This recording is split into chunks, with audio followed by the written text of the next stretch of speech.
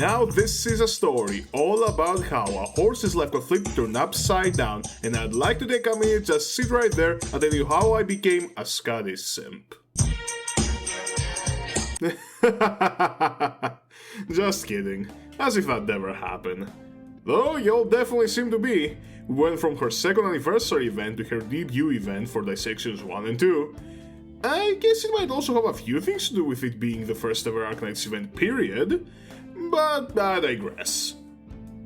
So, for those of you that haven't seen the first Skorak dissection, this is a series where I fully review Arknights events from 1 to 6 stars in the categories of story, gameplay, operators, miscellaneous, and a brand new category I added after feedback on the first episode, music.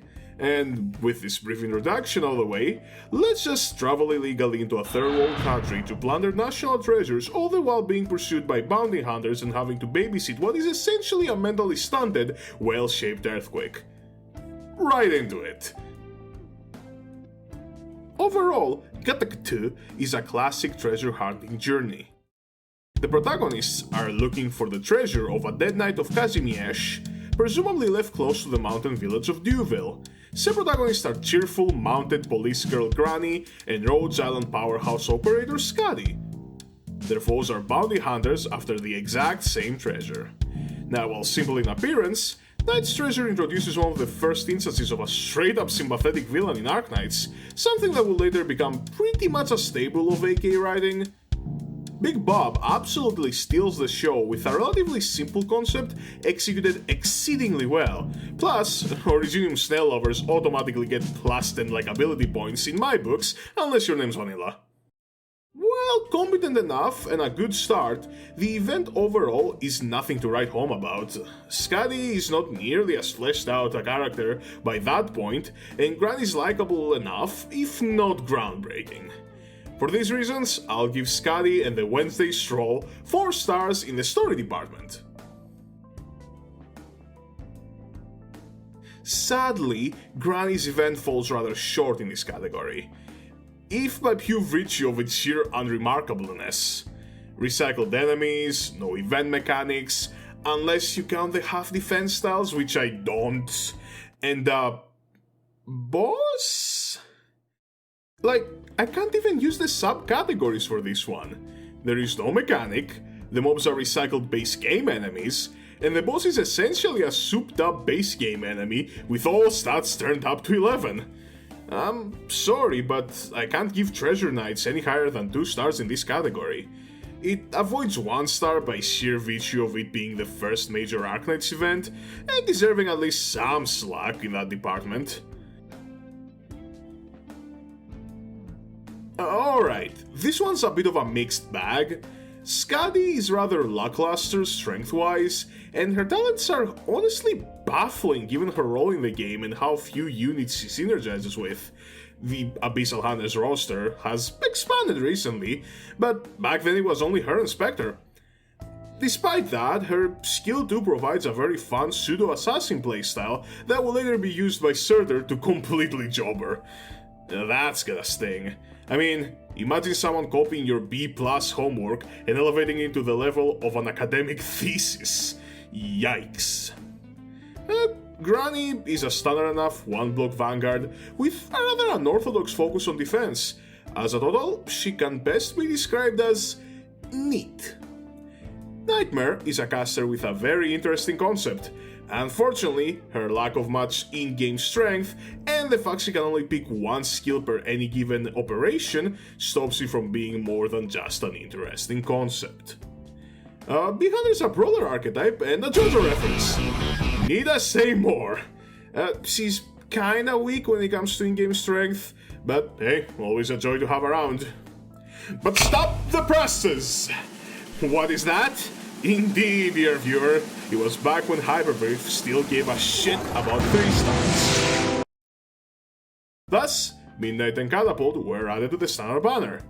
The former is a range guard with a useful art skill for when you want a budget Lapland. We don't talk about the latter. Seen as a whole, this was a very nice start for Arknights, given they were the first ever new operators to be added. Grani's Bizarre Adventure gets 4 stars and 1 golden star sticker for effort. And now, to introduce the new segment of the Skorak Dissections, we have... not much, as it turns out. We get a lobby and boss theme as is standard, but there is one grave injustice that I cannot forgive.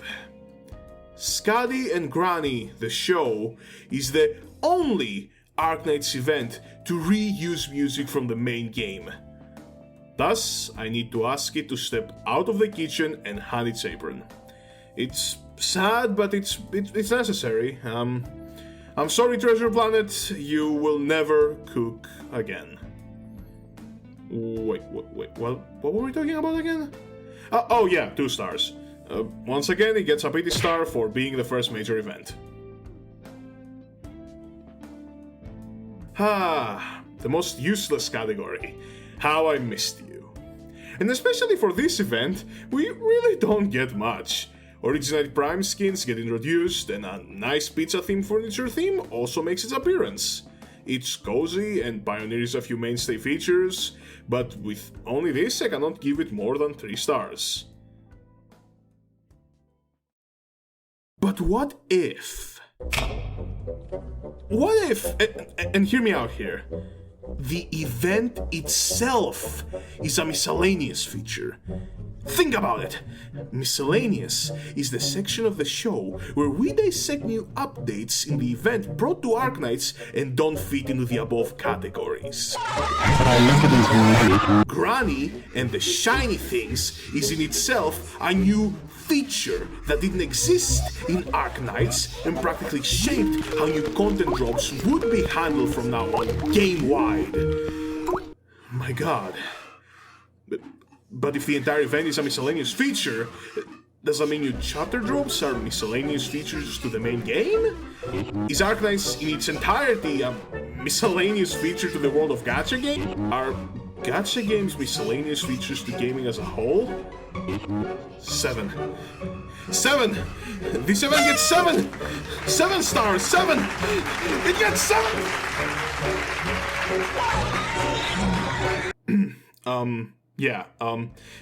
In conclusion, Grani and the Universal Paradox is a rather hit or miss event that certainly shows its age. At the same time, it's also an incredibly important bastion of Arknights as it represents its first event content update.